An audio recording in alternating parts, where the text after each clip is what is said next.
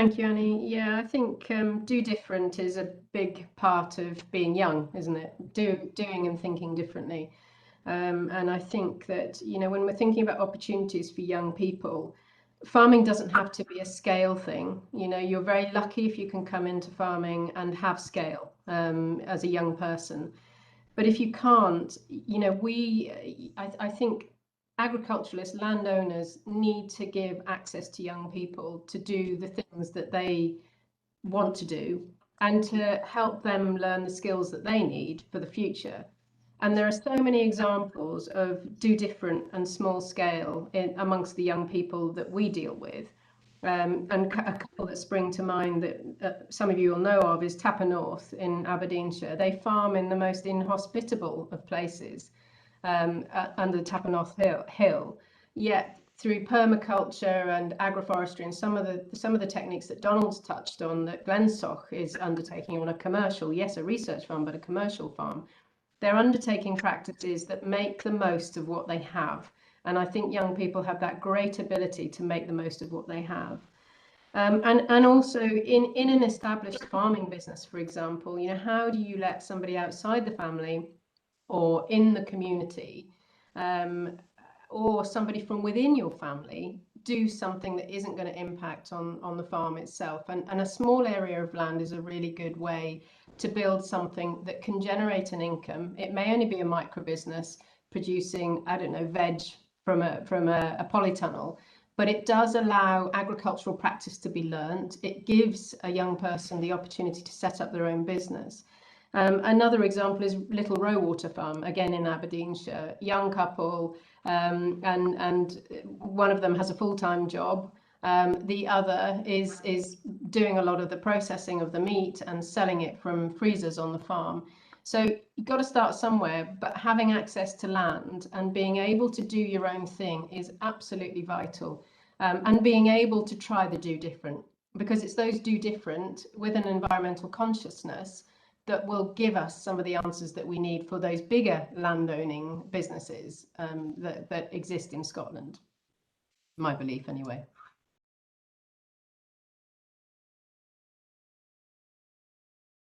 Yeah, there's no doubt about it that sheep is one of the most cost-effective ways of getting into the sector and the industry altogether. It's also that diversity. You have any type of sheep breed, management system, farm type. There's so many things that you can choose. And when you think about agriculture, it's the things that you can't choose seem to determine your path.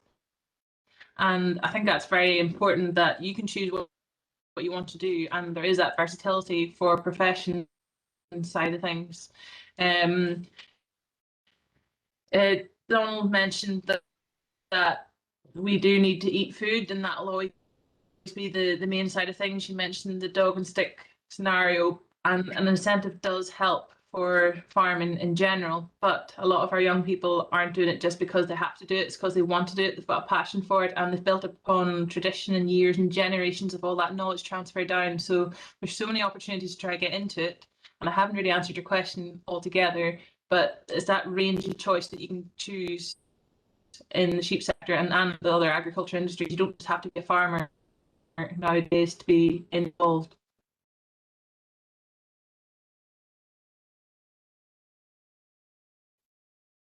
Yes, I've been looking at some different examples that I don't know that they're directly driven by the climate side, but they're almost like incidental, or perhaps not quite so stated. There's a very nice example in the Netherlands where a farm has actually set up a fund and has sold bonds effectively of that, and it was subscribed really, really quickly. And that's enabled the farm to buy more land, which has then kind of been opened up to the community. And in return, people were getting a modest return, but they also had the right to go in and pick vegetables for their family. And so within a sort of a 5 to 10 kilometre radius of the farm, you suddenly had all these people engaged with it. And it sparked a whole load of interest in younger people actually getting more actively involved. I think quite often you're right, it's like being able to seed small projects to demonstrate that things can be done differently. And I'm with people who are way more expert here than I am, but you get the feeling that we're slightly stuck here at the moment. There's lots and lots of good ideas, but you know, we need to sort of actually get some little demonstration examples up to try them, prove them, and then be able to replicate them.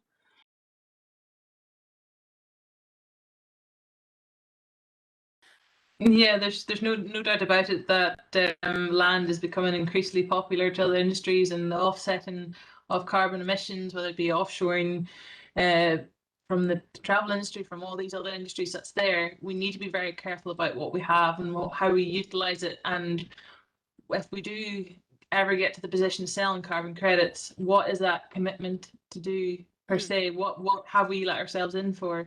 And just going back to what Donald and Robert were kind of getting along lines of, it's not just one thing that we can focus on that will make a massive difference. It's all the wee things joined together, whether it be from a profitability side of things, an efficiency side of things. It's the amalgamation of all of that that will really help. And in terms of land availability, there's very many approaches to get into it, and a lot of them are longer drawn out than others. But if you're in the very fortunate position to be even getting a look in to begin with, just take it with both hands and run with it, because you never know what might happen from it.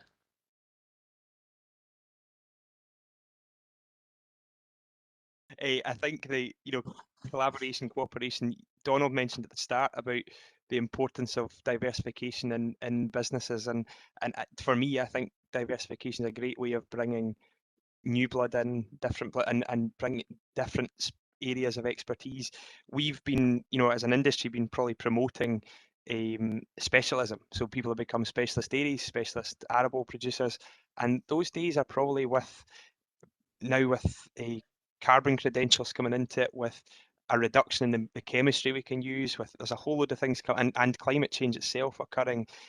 That mixed farming model and diverse portfolio of income is really important to all businesses. But I do think for somebody who's been doing what they've done really well for a long time, they should probably continue to do what they're doing really well, and or get even better at what they do, and bring other people in to bring carbon into soils and bring even the technology bit in. And I think there's a great way of hanging meat on the bones of a wider business.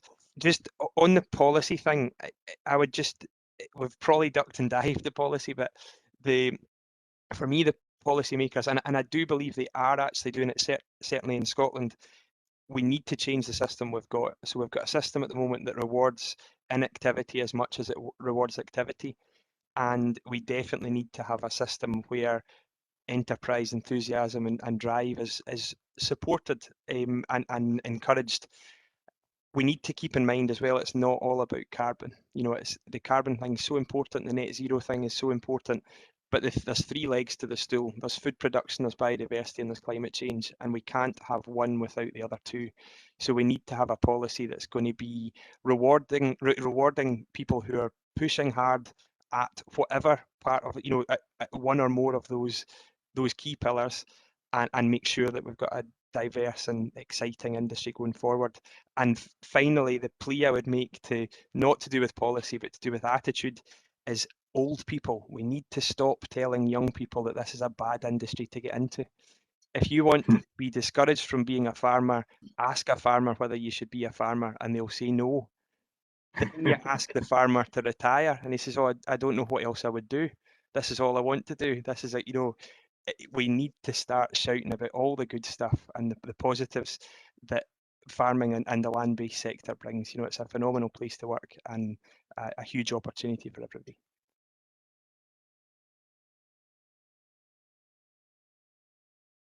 Thank you. The big leap forward with livestock farming came about 2016, when we decided to move towards rotational grazing. And what was driving that was the desire to be a bit more, to produce more quality output from the relatively small area of productive land that we have in the heart of the farm. So Glensaugh, although it's 1,000 hectares, only has about 50 hectares of productive land. That's ground that could be ploughed and reseeded. We also thought that we should be moving away from ploughing and reseeding, and it was obvious that we weren't managing our grass very well. And I was saying to myself, well, what's the point in ploughing and reseeding when we could actually be making more out of what we've already got. And the change in our grassland management in the past 4 years has been quite transformational. So we've grown more grass, we've managed to extend the grazing season, we've managed to bring our cows and bulls into the heart of the farm during the bulling period, and that's had a positive impact on getting cows in calf. We've always managed to grow all our own forage in the form of silage or haylage, but we tend to, well, we now grab some of that as a catch crop out of our paddock grazing system. And this has been a very comfortable fit with the move to plant more of Glensaugh. So when I came here, we had about 10 hectares of woodland, and I pushed that up to 20, 30, and then to about 70 in 2018, and now we're going up to 170. And again, we're going to have to look carefully at how we manage our livestock. I'll mention something else here, that we still consume a lot of energy, and we had a fairly abortive attempt in 2010 to put up a wind turbine, and it's never worked all that well, and it was at too small a scale to be really effective. So what we're interested in doing now is building a much larger industrial scale wind turbine, generating more power, converting some of that power into hydrogen, and using that hydrogen to either support our farming enterprise or indeed even to sell some of that hydrogen. And we've looked very carefully at the maths. So here's another bit of jargon that is doing the rounds too much these days: net zero. So just about every government agency and every company in the country wants to be net zero by 2050, and it's a fairly hollow promise. We did the maths, and even with hundreds of hectares of tree planting, Glensaugh could not be net zero. We can only be net zero if we harvest some of the energy in the form of the wind, and there's plenty of that here, to support our farming operation.